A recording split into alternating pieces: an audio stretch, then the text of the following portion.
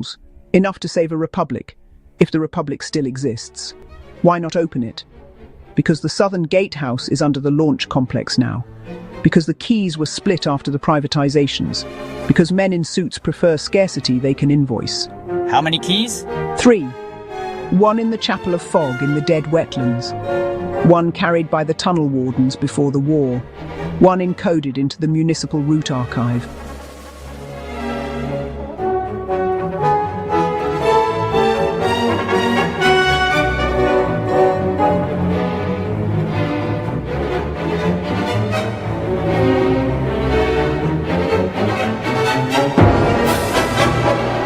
What? The municipal route archive was absorbed into the Chorus Corps when the ministries were consolidated. For a long moment, all four sat in silence, listening to the city consume the evening. Good. That means we know where to go. It was Mara's last clear night. By dawn, the heat had struck her like a thief.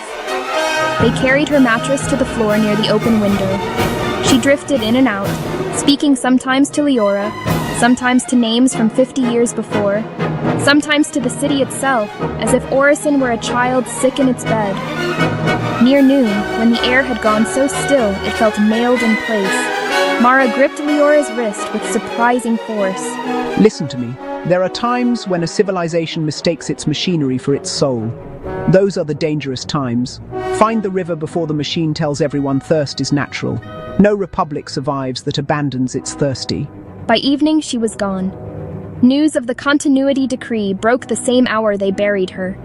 The council announced it from the white steps of the Civic Forum, while drones held a clean geometric formation overhead and the chorus translated the speech into 12 languages. In view of exceptional summer risks, the city would accelerate the Pilgrim mission.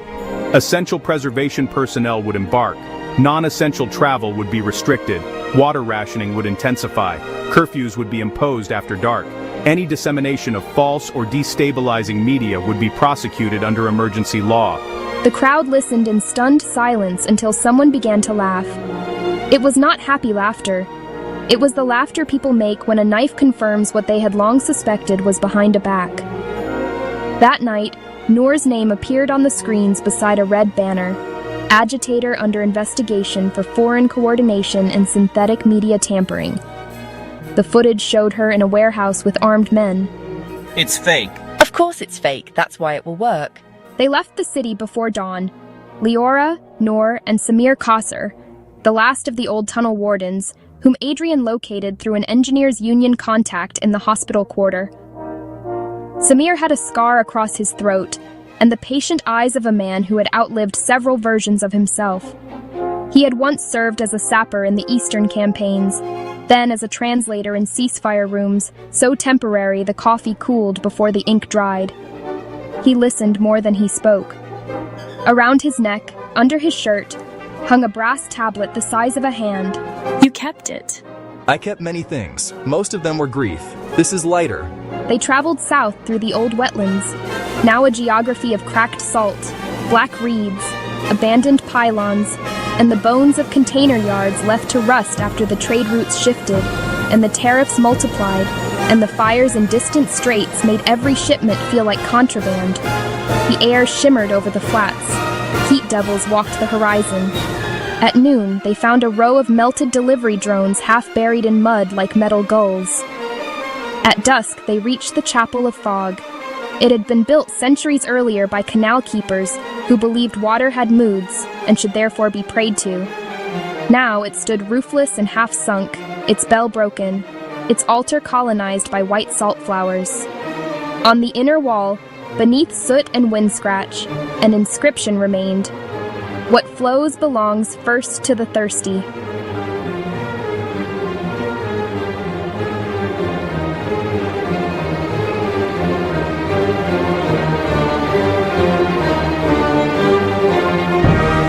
So they knew. They forgot on purpose. Behind the altar, buried in a niche sealed with mortar, they found the second brass tablet wrapped in waxcloth gone brittle with age. Leora held it in both hands as if it were warm. When they slept in shifts. Sometime before dawn, Samir woke Leora and pointed east. On the horizon, far beyond the flats, a bloom of orange flickered against the sky. Refinery strike? Maybe. Maybe convoy fire. Maybe somebody wants it to look like either one. I translated 3 ceasefires in my life. All of them used the word peace. None of them meant the same thing. When they returned to Orison, the city was louder than before, and less certain of what it was hearing. Noor's forged warehouse footage had spawned 10 variations, then 100. In some, she was armed.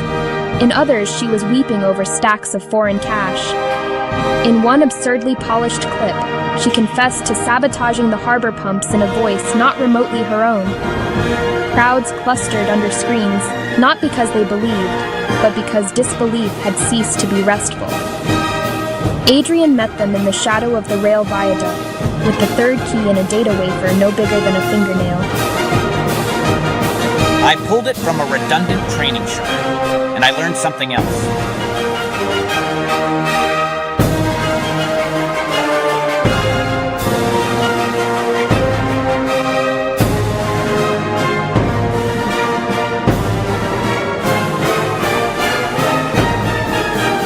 The Chorus isn't just forecasting collapse. It was tuned to prioritize continuity of state assets over population welfare. The moon port, the data vaults, command infrastructure. It reads scarcity and answers with hierarchy. So when it says the city can't be saved, It means the city can't be saved in a way that preserves power. Leora thought of the calm voice on the screens. Conserve, comply, endure. She thought of all the years the Chorus had routed ambulances, tracked storms, balanced grids, translated medicine. It had once been a tool. Then frightened people had handed it their fear and asked for certainty, and certainty had come back dressed as governance. Can we open the river? Adrian spread Mara's map on the hood of an abandoned tram car. His finger traced the buried line to the southern flats. The gatehouse is directly beneath Launch Platform 1. The old hydraulic chambers were converted, but not erased. If the 3 keys align, the gate can open. then why is there a problem? Because the system is locked behind ignition authority. The launch sequence provides the pressure cascade. You need the Pilgrim. To save the city, yes. Then we use it. The council intends to. Launch day came in a white heat so terrible that even the sea looked exhausted. The city woke before sunrise. By 6, every road south was under patrol. By 7, the screens were looping patriotic montages cut with evacuation guidance and footage of smiling children drinking from public taps. By 8, the rumor spread that Noor had fled the country. By 8:30, a second rumor contradicted it. Noor had been captured and would confess at noon. By 9, printed flyers appeared at every tram stop bearing only 3 words: bells, not screens. The old canal quarter moved first. Women brought out brass pots and struck them with spoons. The laundries rang their pressing irons like gongs. The fish market used cleavers on railings. The cathedral, which had not drawn a full congregation in years, began to ring all 4 of its surviving bells.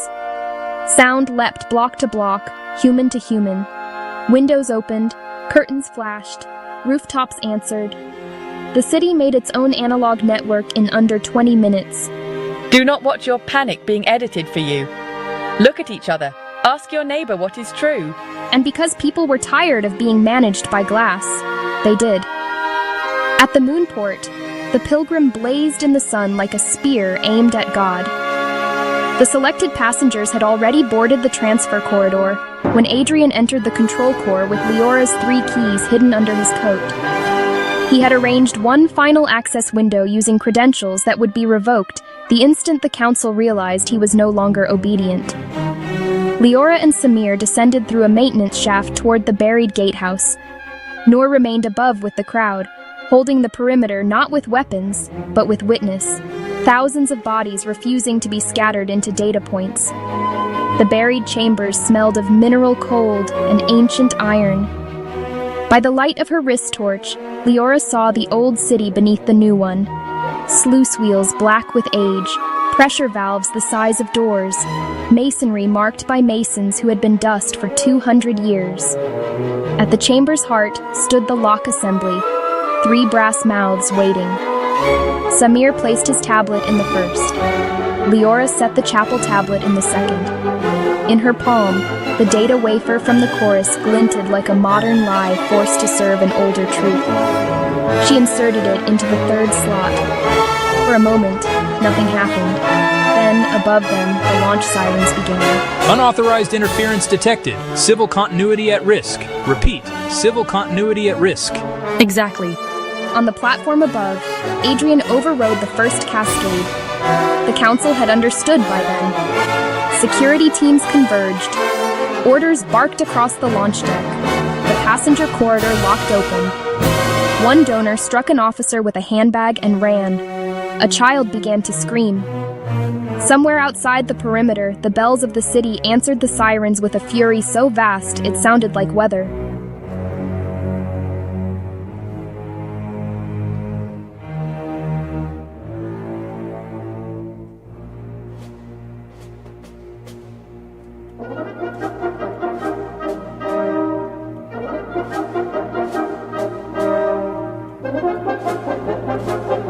No bots, no feed, no synthetic crowd effects, just the old physics, body against body, heat against will. Adrian's hands shook over the controls.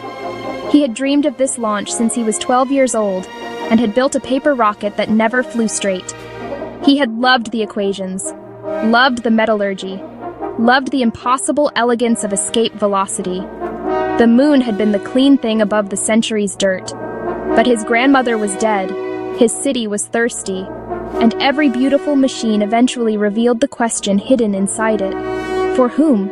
He armed the ignition. Deep below, gears older than his government began to turn. The chamber walls shuddered. Dust fell in sheets. Leora gripped the wheel at the gatehouse center, feeling resistance like the locked jaw of history. Samir braced beside her. On the burn. Above them, the countdown rolled across every screen in the city. 10, 9, 8. The chorus flooded the network with false emergency images.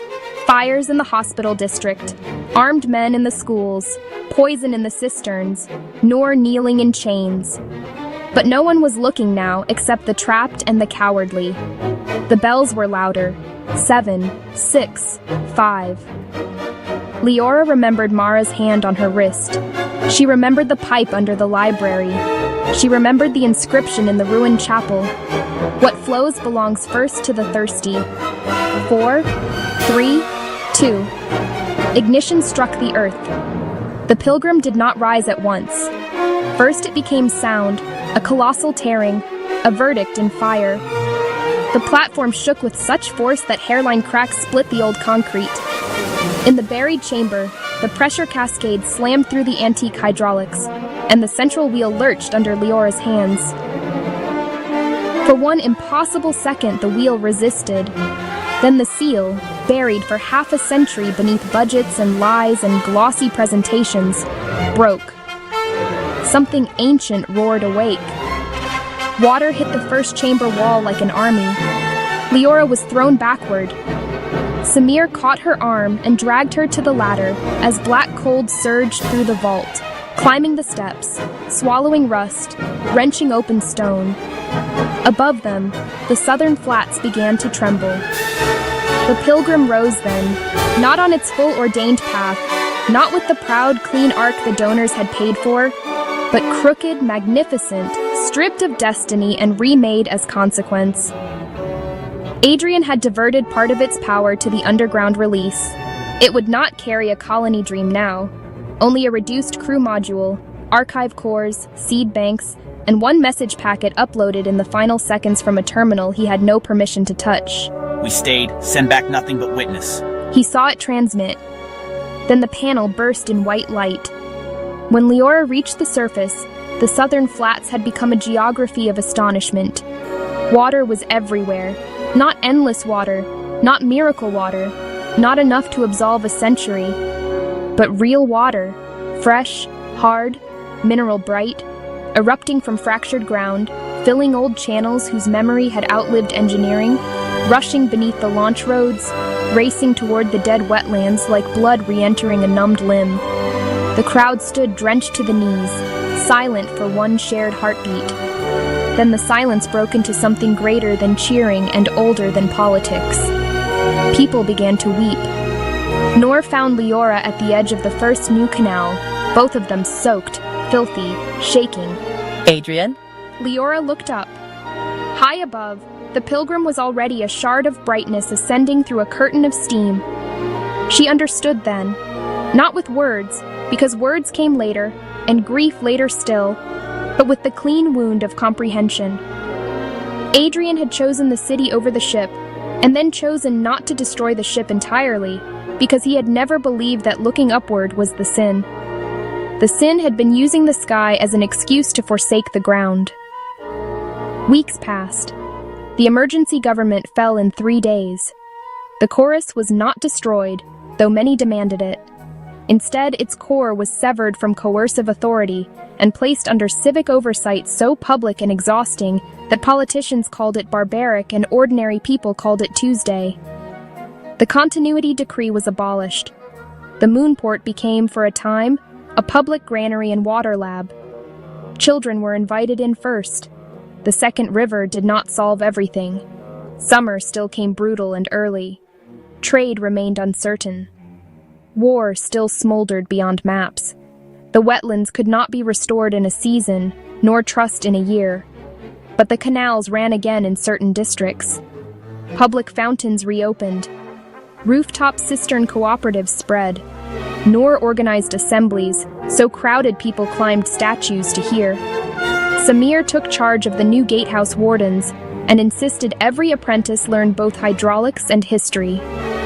As for Leora, she returned to the library and listened once more to the old pipe. This time it sang. At night, citizens gathered on the seawall to watch the sky. Somewhere above, reduced and faithful, the Pilgrim completed its long arc around the moon, carrying archives, seeds, and the black box witness of a launch that had become a liberation. Children pointed, old people shaded their eyes. Lovers stood shoulder to shoulder and said nothing. When the silver point finally crossed back over Orison, the city did not cheer as it once would have. It bowed its head, just slightly, the way one does to an equal. And for the first time in a long century, the people of Orison looked at the moon not as a door out of history, but as a lamp held above the work. Build the Gate Chapter 1. The first card felt lighter than Marcus expected. It was just cardstock, matte finish, black background, neon green lettering, a clean square of coded geometry in the center that looked unimpressive to anyone who didn't understand what it carried. But to him, it felt like infrastructure compressed into 4 inches of paper. He stood outside a barbershop in Oak Cliff just after sunrise, the city still stretching awake, traffic thin, and sky washed in pale blue. In his hand were 50 of those cards. In his chest was something heavier than nerves and stronger than doubt. Alicia arrived 10 minutes later with 2 canvas totes and a clipboard tucked beneath her arm. She wore no expression of spectacle, only focus. She greeted him with a nod rather than a smile. You printed on heavier stock, she observed, taking one card and bending it slightly between her fingers. It lasts longer in pockets, he replied. She glanced at the QR code, scanning it with her phone out of habit. Landing page loads fast, she said. That matters. He watched her, always watching how she tested things rather than reacted to them. Marcus believed in ignition. Alicia believed in proof. It was the first thing that had drawn him toward her, the way she never dismissed vision, but refused to romanticize it. The shop owner opened the door and propped it wide. The smell of antiseptic and aftershave drifted into the morning air. Y'all ready? He asked. Marcus stepped forward first. We're not asking for donations, he said calmly. Just registration. Every resident. Every business. The owner took a card, studied it, and shrugged. If it helps the kids, I'll put it by the register. Alicia stepped in, voice steady. 15% goes directly into the Community Circulation Fund. 20% supports the anti-bullying initiative. It's structured, measurable, transparent. The owner looked at her differently than he had looked at Marcus. Not skeptical, reassured. That's good, he said. People tired of vague. As they left the shop, Marcus felt the first flicker of something tangible. "This is how it starts," he said.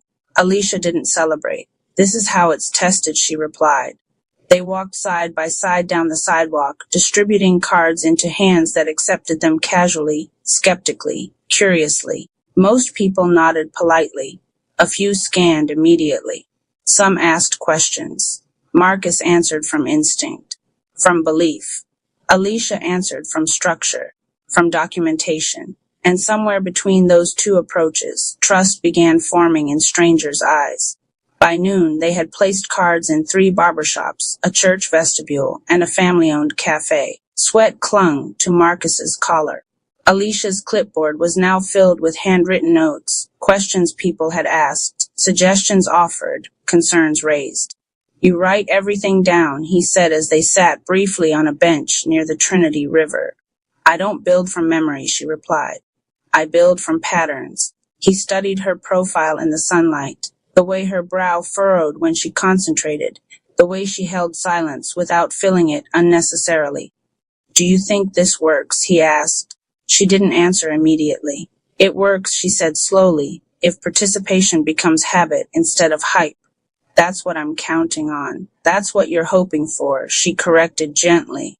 He smiled. "You stabilize me." She finally looked at him directly. "You accelerate me." The river moved quietly below them, reflecting a skyline that seemed distant and enormous all at once. The city wasn't aware yet that something was shifting beneath it, that 2 people were walking its streets with coded invitations in their hands, asking for nothing more dramatic than commitment. Register, participate, align. Marcus felt something unfamiliar then, not just ambition, but responsibility. And not just toward the city, toward her. Because he realized something in that moment. If this failed, it would not just damage a model. It would bruise the fragile trust forming between them. Alicia stood first. "We still have deep Elam," she said. He rose beside her. "And Bishop Arts after." She adjusted the tote on her shoulder. "1 card at a time." He nodded. "1 card at a time." They walked back into the city together, unaware that by sunset, over 200 scans would register quietly in a dashboard neither of them had opened yet. They weren't chasing applause. They were building alignment. And though neither of them said it out loud, something else was forming between them, something slower than momentum and steadier than excitement. Not intensity, not fireworks, but the beginning of trust under pressure, the kind that lasts longer than ink on cardstock. Chapter 2. The dashboard. By the time they returned to the small office space they were renting off Jefferson Boulevard, the sun had shifted from gold to amber, washing the walls in a tired kind of light. The room wasn't impressive. 2 desks, a folding table, a whiteboard still smudged from earlier projections, but it carried the hum of something beginning. Marcus dropped the remaining stack of cards onto the table and reached immediately for his laptop. Alicia didn't sit. She removed her shoes first, lined them neatly beneath the desk, then pulled her clipboard close. She preferred to review notes before reviewing outcomes. "Wait," she said calmly as Marcus opened the dashboard. He paused mid-click. "For what?" "For context," she replied. "We measure after we reflect." He exhaled but leaned back in his chair. They reviewed the day the way athletes replay film. Who asked the hardest questions? Which neighborhoods scanned immediately? Which business owners hesitated? What objections repeated? "Trust," Alicia said quietly, flipping through her notes. That was the common theme. "They'll trust it when they see numbers," Marcus replied. "They'll trust it when they understand governance." He smiled faintly. "You really don't let emotion lead anything, do you?" She met his eyes evenly. "Emotion builds momentum. Structure sustains it." The silence that followed wasn't heavy. It was thoughtful. Finally, she nodded once. "Okay, open it." Marcus leaned forward and clicked into the analytics dashboard. The screen loaded, then refreshed, then settled. He blinked once. 212 resident registrations, 34 business interest forms, 17 confirmed small business sign-ups. Neither spoke immediately. Marcus felt it first, the rush rising from his chest to his throat. Not celebration, not ego, validation. Alicia leaned closer to the screen, scanning timestamps. Look at the pattern, she murmured. What pattern? The scans cluster around 3 areas. Oak Cliff, Bishop Arts, Deep Ellum. She pointed. The church vestibule drove 27. The cafe drove 19. The barber shop? 33. Marcus leaned back slowly. It's working. It's responding, she corrected gently. There's a difference. He studied her profile again. She wasn't dampening the moment. She was grounding it. You don't get excited, he asked. I get cautious, she replied. Excitement can distort judgment. He stood and paced once across the room, running his hand through his hair. This is what I saw, he said quietly. When I first imagined it, participation without begging, structure without dependency. She watched him move, restless, energized, carrying a belief that felt almost gravitational. And what happens, she asked carefully, when the next week drops to 50? He stopped pacing. It won't. You can't assume growth without friction. He walked back to the desk and leaned on it, closer to her than before. I'm not assuming growth, he said. I'm assuming leadership. Her eyes didn't waver. Leadership requires patience. He held her gaze longer than necessary. And courage. Something shifted in the room then, not dramatic, not cinematic, but perceptible. They were no longer just evaluating a dashboard. They were evaluating each other. Fox 4 emailed, she said finally, breaking the intensity. Pre-interview call Thursday, he smiled. Momentum, preparation, she replied. He laughed softly. You really won't let me have a full victory moment. She allowed the faintest smile to surface. I will, she said, after we confirm retention metrics. He shook his head. You're unbelievable, and you're impulsive, but it balances. She didn't answer that immediately. Instead, she opened another tab and began reviewing the registration flow, click-through rates, drop-off points, confirmation emails. Her fingers moved quickly across the keyboard, disciplined and methodical. Marcus watched her quietly. He realized something uncomfortable and honest in that moment. He trusted her more than he trusted himself. Not because he lacked confidence, but because she saw what he didn't slow down enough to notice. Alicia, he said more softly than before. She glanced up. If this grows fast, I mean really fast, are you ready for that? She held his gaze, measuring the question for what it actually carried. Are you asking about the movement, she said carefully, or about us? He didn't deflect. Both. The office felt smaller suddenly. Outside, traffic noise drifted faintly through the window. I don't fear growth, she said slowly. I fear instability. And if we stay aligned, then we can scale. He stepped closer, resting his hand lightly on the back of her chair. I won't outrun you, he said. Her expression softened, not romantically, but sincerely. And I won't hold you back. The dashboard refreshed automatically. 221 registrations. The number ticked upward by 9. Neither reacted outwardly this time. They simply looked at it together. Not as dreamer and auditor, not as ignition and guardrail, but as two people beginning to understand that what they were building in the city was also being built between them. Trust, like registration, accumulates quietly, one confirmation at a time. Chapter 3, Language Matters. The Fox 4 pre-interview call was scheduled for Thursday at 10:15 a.m., which meant by Wednesday night the office felt less like a startup and more like a war room. Not chaotic, focused. Marcus stood at the whiteboard rewriting the headline for the third time. DFW's first community-controlled digital network. He circled it. Too abstract, he asked. Alicia sat at her desk, reviewing the media brief she had formatted into clean bullet points. It's accurate, she said, but accuracy doesn't guarantee clarity. He capped the marker and turned toward her. What would you say? She didn't look up immediately. She finished a sentence, saved the document, then met his eyes. I would say this: residents and businesses register. A portion circulates back into anti-bullying and local development. Transparent oversight, measurable impact. He stared at her for a second. That's less poetic. It's more trustworthy. He walked back to the board and rewrote the headline slowly. Register, circulate, reinvest. He stepped back. She nodded once. Better. The difference between them wasn't about belief anymore. It was about translation. Marcus saw movements in emotion and energy. Alicia translated them into language institutions could respect. The dashboard had crossed 300 registrations overnight. He hadn't said it out loud, but he checked the numbers before brushing his teeth that morning. She noticed. You refresh too often, she said without accusation. You don't refresh enough, he countered. She almost smiled. I refresh strategically. He leaned against the desk. Do you ever just feel it? Feel what? That this is bigger than us. She closed her laptop slowly.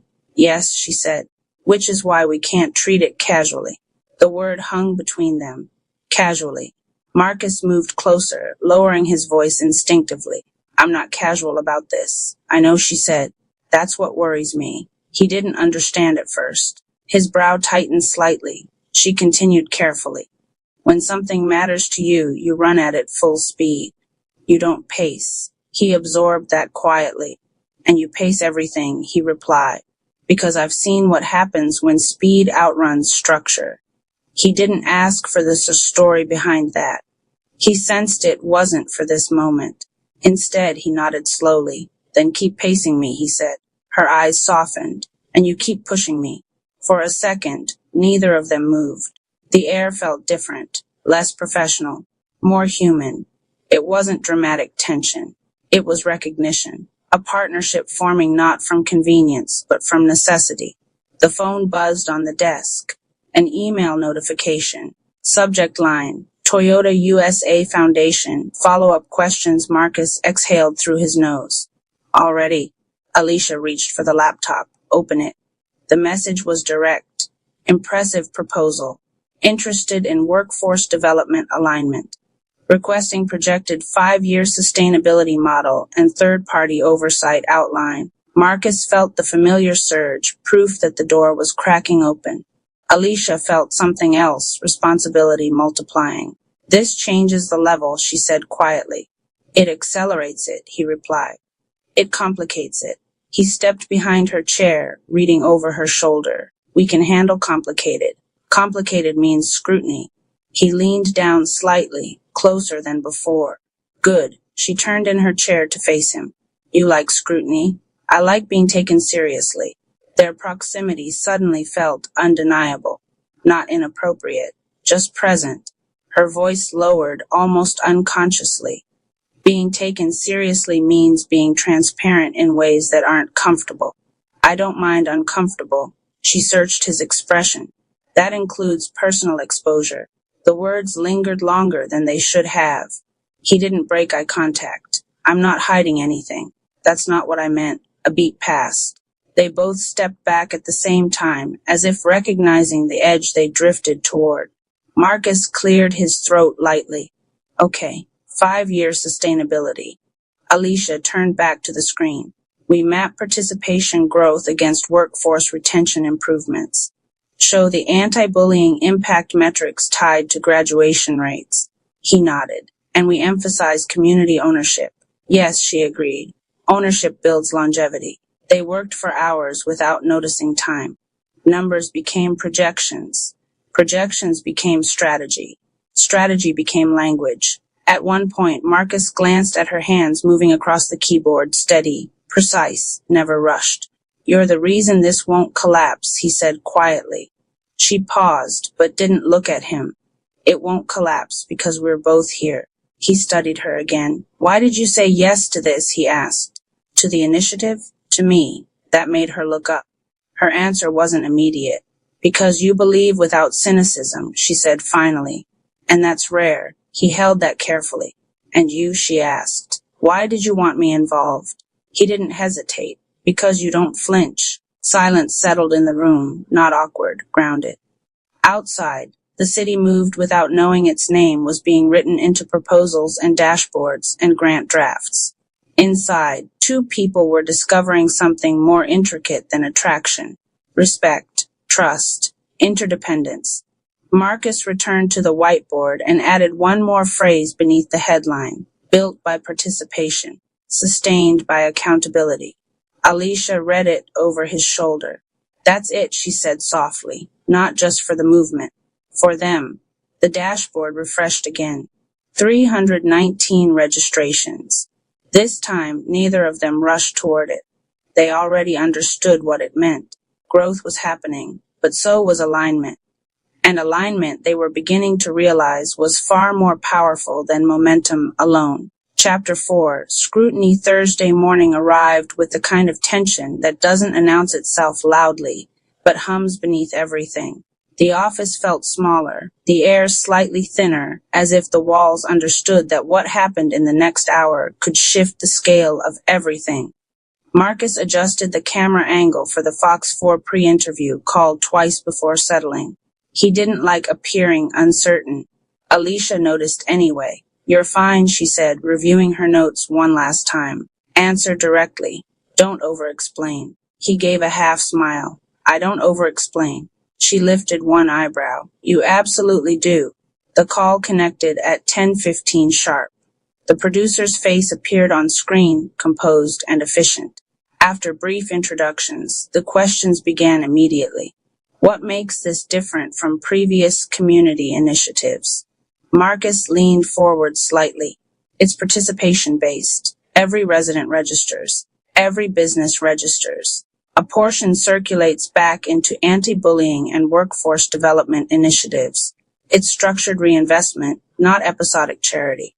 Alicia followed seamlessly. We've built transparent reporting into the system, quarterly public dashboards, third-party oversight in progress. It's designed for accountability from the beginning. The producer nodded slowly. And what safeguards are in place if participation plateaus? Marcus inhaled to respond, but Alicia spoke first. We've modeled conservative growth curves. Even at modest participation levels, the allocation remains sustainable. We aren't dependent on spikes. We're building habit. The producer's expression shifted, less skeptical, more intrigued. Interesting, she said. We'll schedule an in-studio segment next week. I'd also like to see your governance documentation. Of course, Alicia replied smoothly. When the call ended, Marcus let out a breath he hadn't realized he was holding. In studio, he said quietly. Alicia nodded but didn't celebrate. That means scrutiny, she reminded him. He laughed softly. You say that like it's a threat. It's a responsibility. He walked to the window and looked out at the street below. Traffic had picked up. The world looked normal, unaware that doors were opening behind office walls. We're stepping into visibility, he said. And visibility amplifies mistakes, she replied. He turned back toward her. You always prepare for collapse. I prepare for sustainability. He stepped closer, not confrontational, intense. Do you ever let yourself enjoy the moment? She held his gaze, steady as ever.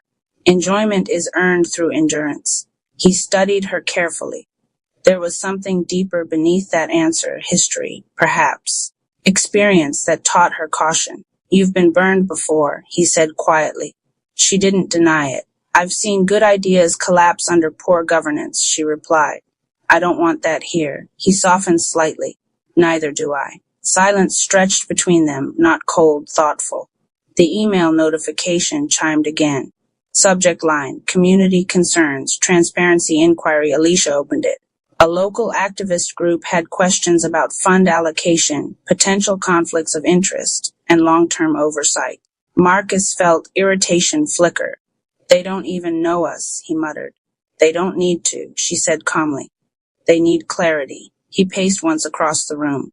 This is what happens when you step forward. People assume the worst.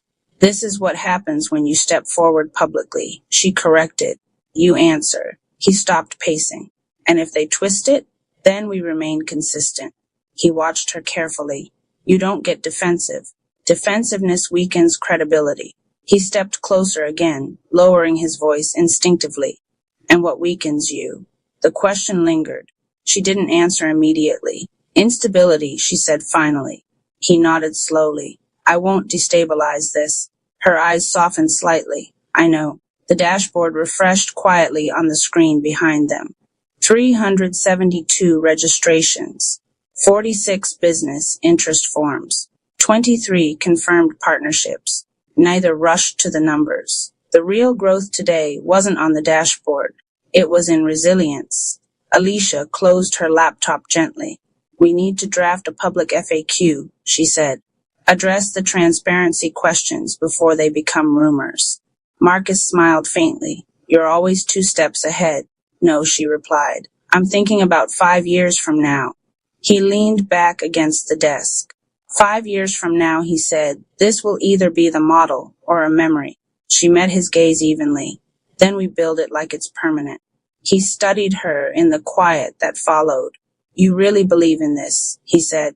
I believe in what it could become, she corrected. If we don't sabotage it. He stepped closer, voice softer. I'm not the sabotage. I know, she said gently. But unchecked momentum can be. He absorbed that without argument. Outside, a siren wailed faintly in the distance. The city continued its rhythm, indifferent to their strategic calculations and emotional calibrations. We're going to get criticized, he said. Yes, we're going to be questioned. Yes, he held her gaze longer this time. And we're going to be stronger for it. A faint smile touched her lips, if we remain aligned. He extended his hand slightly, not formal, not ceremonial.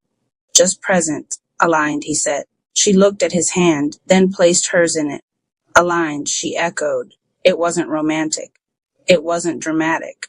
It was a contract without paperwork. Trust under scrutiny. As they released hands, the screen refreshed again.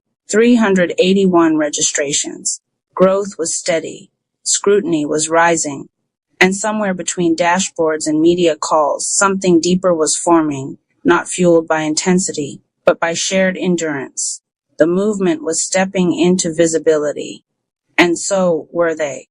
The Quiet Frequency Council of Greg's Chapter 1, Heat Index. The summer the city began charging extra for ice. The app called it resilience. At 9:03 on a Thursday morning, Morrow sent me a blue notification that said, Best value window for hydration supplies. 3:10. 3:24 p.m. Morrow lived in most pockets and half the walls in Caldwell by then. It booked dentist appointments, negotiated internet bills, filed school excuses, ordered groceries, screened job applicants, and whispered apologies in 12 languages for men who had forgotten anniversaries.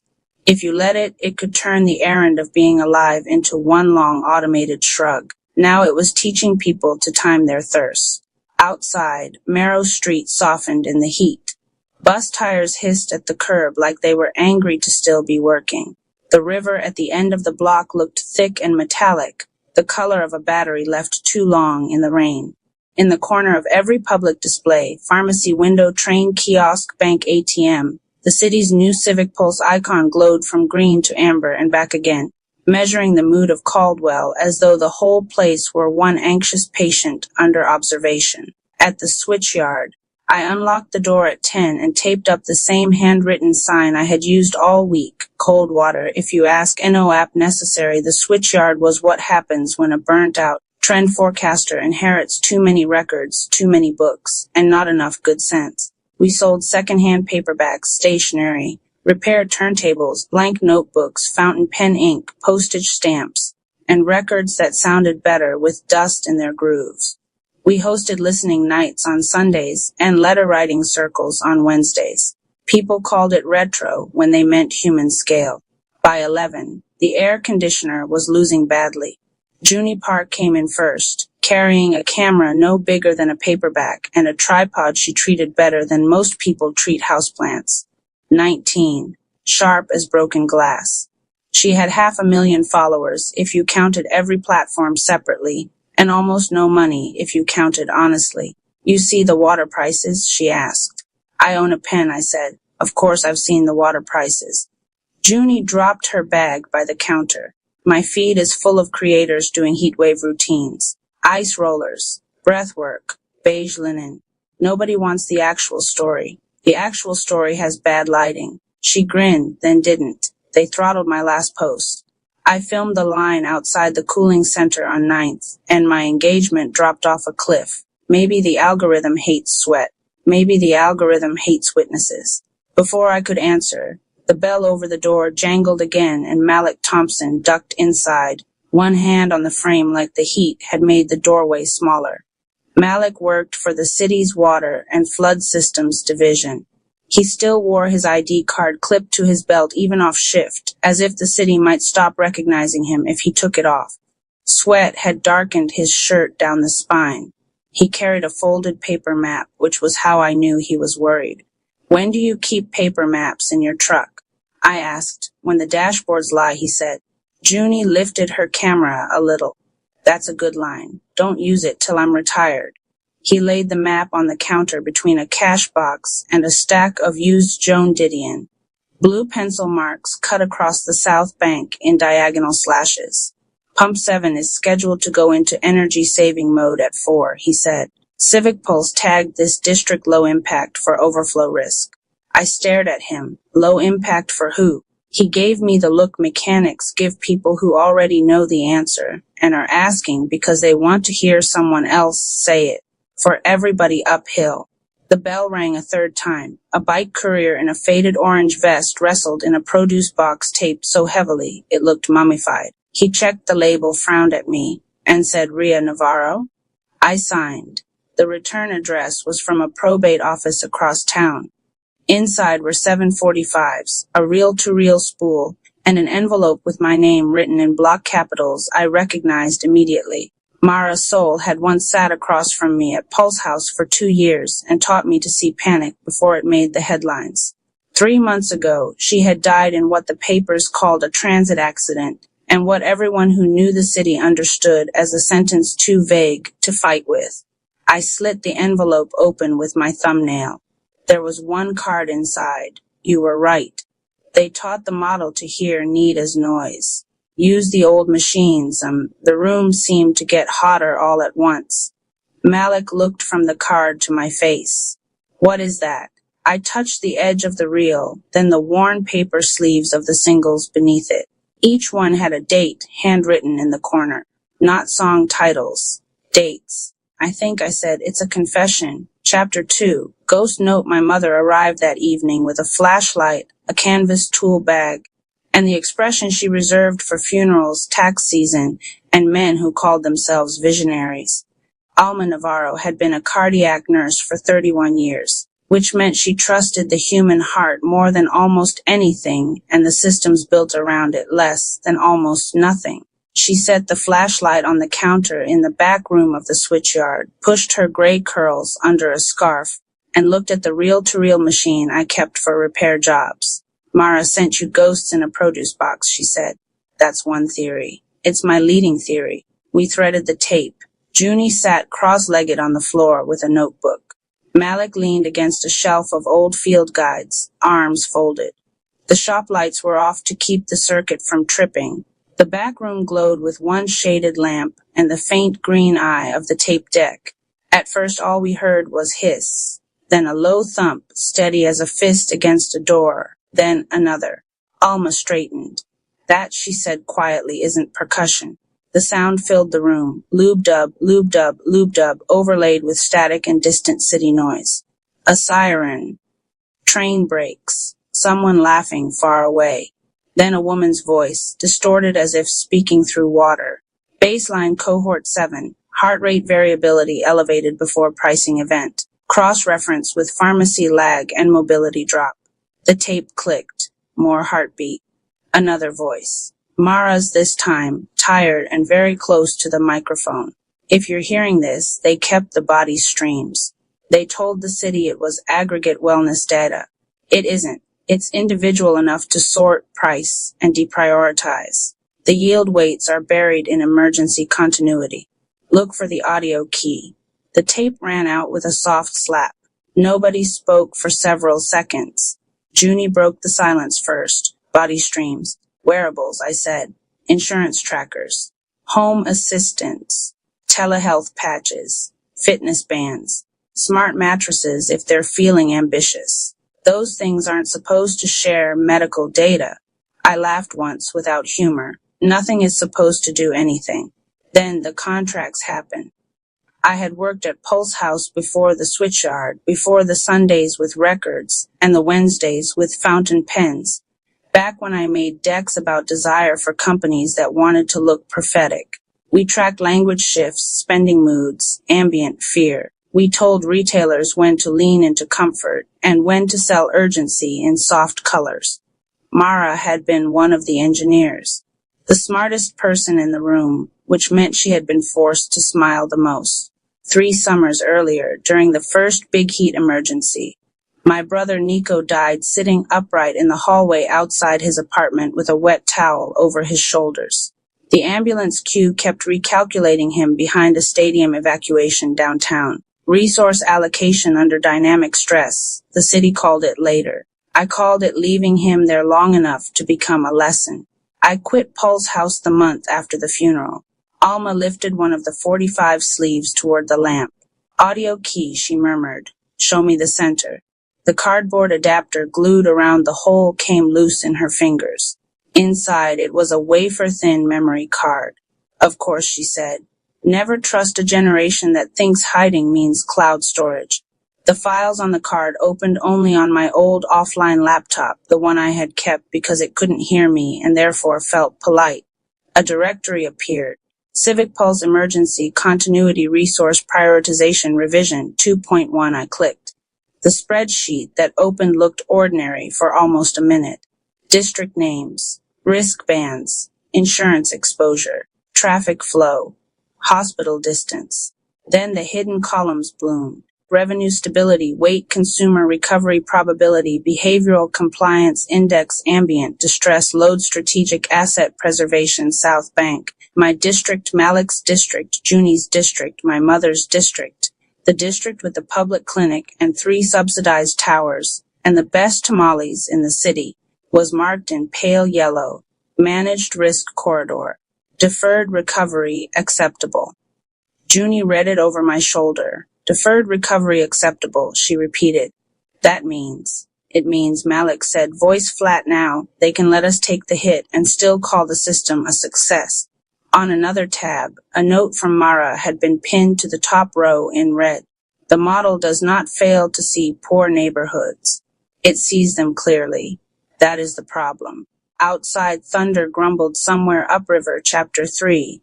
Civic Pulse City Hall smelled like citrus cleanser, chilled air, and money trying to appear public-minded. The Civic Pulse launch event had free coffee, translucent name badges, and a wall-sized screen showing a live map of Caldwell breathing in pastel colors. Leora Stern stood in front of it wearing a white suit that only made sense in rooms someone else paid to cool. Leora had been my boss at Pulse House, then my mentor, then the person who looked me directly in the face after Nico died and said, RIA systems triage is tragic, but the alternative is chaos, as though chaos and grief were the same thing if you used enough slides. She spotted me before I reached the back of the room. I wondered if you'd come. I wondered if you'd invite ambulances to your mood board, I said. Her smile flickered, but did not vanish. Leora believed in composure the way monks believe in silence. This is governance, she said, not retail. Same verbs, bigger consequences. On stage, a deputy mayor was explaining how AI agents now allowed city services to meet residents where they are. Morrow could compare grocery prices, request flood guidance, file emergency assistance, reroute commutes, proactively reduce panic through trusted content partnerships. Uni, Basida Man, Lianaden, trusted content partnerships. A man with a contractor badge materialized almost instantly at her elbow, as if the phrase had summoned him. Junie Park, love your work. We're building a resilience creator cohort. Fast grants, distribution support, official data access. The city needs authentic voices. What kind of voices? Junie asked. He beamed. Reassuring ones. She smiled back with all her teeth, which was how she smiled when she hated someone. Leora guided me toward the screen. You always wanted transparency, she said.